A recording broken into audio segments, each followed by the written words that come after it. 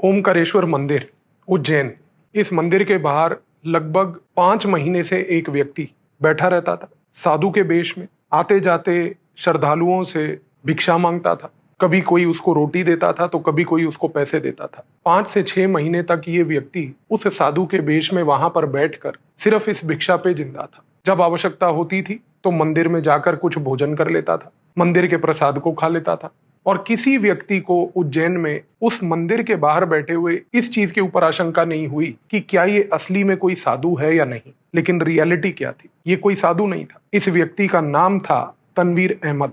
ये व्यक्ति जो था मालदा के थ्रू पश्चिम बंगाल में इलीगल तरीके से बांग्लादेश से बॉर्डर पार करके आया था। और ये कोई नॉर्मल व्यक्ति भी नहीं था, क्योंकि ये व्यक्ति तनवीर जो था ये अंसारुल बंगला टीम की तरफ से ट्रेंड व्यक्ति था। अंसारुल बंगला टीम बांग्लादेश में वही एक ऐसी आतंकवादी संगठन है जिसका नाता अलकायदा से जुड़ा हुआ है। अलकायदा और अंसारुल बंगला टीम पश्चिम बंगाल और भारत की सीमा पर इल्लीगल कैंप्स चलाते हैं, वहां पर लोगों को ट्रेन करते हैं, रेडिकलाइज करते हैं। उन्हीं का एक ह्यूमन एसेट यहां पर भारत भेजा गया था। और जब ये व्यक्ति उज्जैन पहुंचा, इसके पास कोई कागजात नहीं थे, कोई नाम नहीं था, कोई आइडेंटिटी नहीं थी, बस मंदिर के बाहर बैठ गया था। 5 से 6 महीने तक जब इस व्यक्ति ने ये कार्य किया, इसकी उसी दौरान मंदिर के बाहर जितनी भी दुकानें हैं जहां पर पूजा सामग्री मिलती है, उन दुकानदारों से भी इसकी बातचीत हुई। और इस बातचीत के दौरान लगभग 6 महीने के बाद एक दुकानदार ने ही इस व्यक्ति को बोला कि आप तो युवा ही दिखते हो, आप क्यों ना मेरे साथ जुड़कर कुछ मेरी मदद करके मेरी दुकान में ही काम करना शुरू कर दो। तनवीर का उद्देश्य भी यही था। 5 से 6 महीने मंदिर के बाहर बैठने के बाद उसने ये जो एक प्रकार का रैपो डेवलप किया, ये उसको फायदा दिया इस कॉन्टेक्स्ट में कि उसको एक दुकान के बाहर नौकरी मिल गई। अब उसका काम सिर्फ सिंपल था, वो दुकानदार की मदद करना, पूजा सामग्री को बेचना, पूजा सामग्री को मंदिर के अंदर लोगों तक लेके जाना, लोगों को सहायता करते हुए पूजा सामग्री के साथ उनको मंदिर के अंदर परिसर में छोड़ना। और जिस प्रकार से तनवीर ये हरकतें करता गया, इससे एक एडवांटेज उसको ये मिला कि उसको मंदिर के अंदर के परिसर के बारे में जितनी जानकारी चाहिए थी वो सारी जानकारी उसको मिलने लग गई।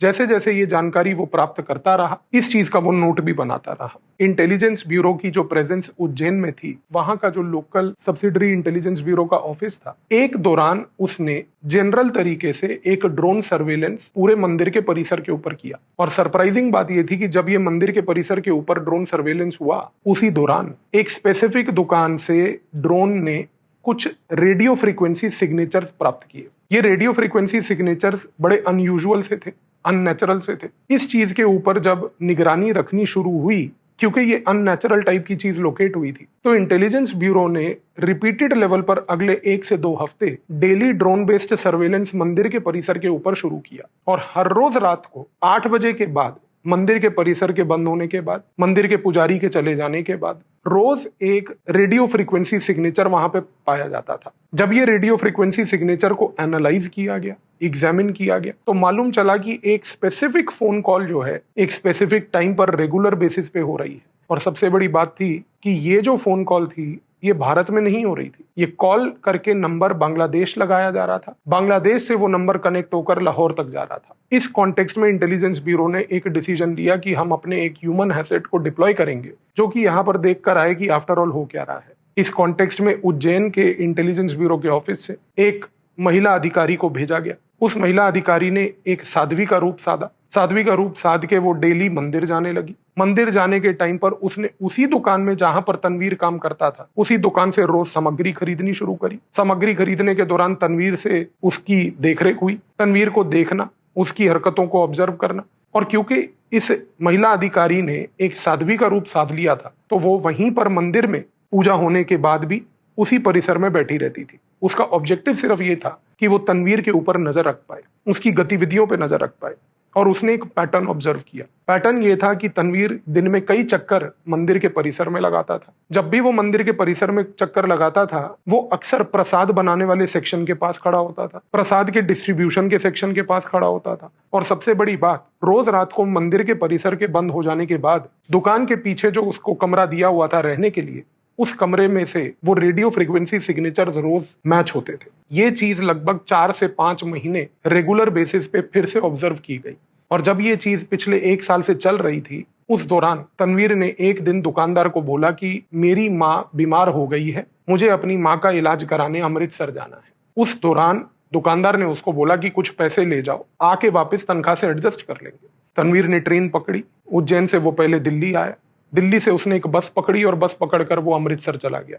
जब वो अमृतसर पहुंचा तो वहां से उसने एक ऑटो लेकर अटारी बॉर्डर के पास कुछ गांव में जाकर अपने आप को बसा लिया। ये जो इंटेलिजेंस ब्यूरो की ऑफिसर, जो महिला ऑफिसर थी, वो उसको उज्जैन से लेकर दिल्ली, दिल्ली से लेकर अमृतसर उसकी परछाई बनकर उसके पीछे पीछे जाती रही। जब वो अमृतसर पहुंचा, अमृतसर से जब वो अटारी बॉर्डर के पास पहुंचा, इस महिला अधिकारी ने भी उसका वहां तक साया बन के उसका पीछा करा और वहां पर उसने ऑब्जर्व करा कि ये व्यक्ति के पास ना तो कोई घर था, ना उसकी कोई माता वहां पे रहती थी, ये सब एक झूठ था। वो अटारी के पास एक गांव में एक लेबर के पास जाकर उसके घर में बस गया।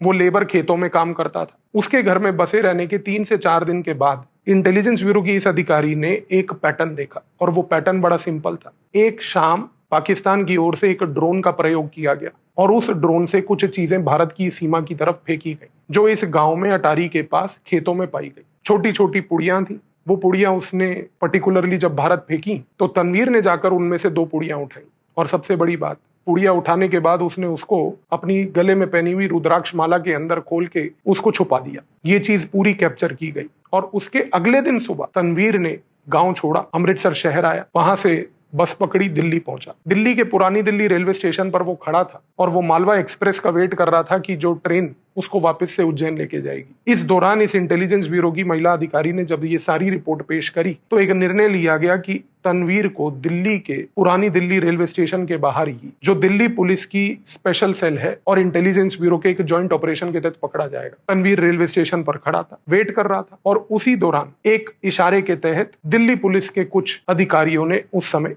जो स्पेशल सेल से जुड़े थे तुरंत जाकर तनवीर को पकड़ा। इंटेलिजेंस ब्यूरो की टीम उसको जो रोहिणी का एक सेफ हाउस है वहां पर ले गई और वहां ले जाने के बाद जब उसकी इंटेरोगेशन हुई तो इंटेरोगेशन के दौरान उसके रुद्राक्ष को भी खोला गया। उस रुद्राक्ष में से निकला एक पर्टिकुलर पुड़िया और जो वो पुड़िया निकली, जब उसका एग्जामिनेशन करवाया गया तो मालूम चला कि वो रिसिन था। रिसिन एक ऐसा जहर जो केवल 1 ग्राम जहर 100 से 200 लोगों को मारने के लिए सक्षम होता है। जब इंटेरोगेशन हुई, पूछताछ हुई तो उसने कबूल किया कि उसको भेजा गया था इस पर्पज से कि वो ये रिसिन पाउडर जो है उसको बेसिकली महाकालेश्वर मंदिर के प्रसाद में मिला दे, क्योंकि उसका उद्देश्य था कि इसको प्रसाद में मिलाने के तहत मंदिर के परिसर में 100-200 लोगों की जब मौत हो जाएगी तो इससे हाहाकार मचेगा। हाहाकार मचने के बाद देश में एक अजीब सा माहौल पैदा होगा कि मंदिरों के अंदर प्रसाद खाने से लोगों की हत्या हो रही है। और इसको अलकायदा और अंसारुल बंगला टीम मिलकर पाकिस्तान की ISI के साथ कुछ अंतरराष्ट्रीय मीडिया हाउसेज में इस चीज को बढ़ा चढ़ाकर भारत के खिलाफ एक प्रोपोगंडा चलाने का गेम खेल रही थी कि यदि इस प्रकार की कुछ इंसिडेंट को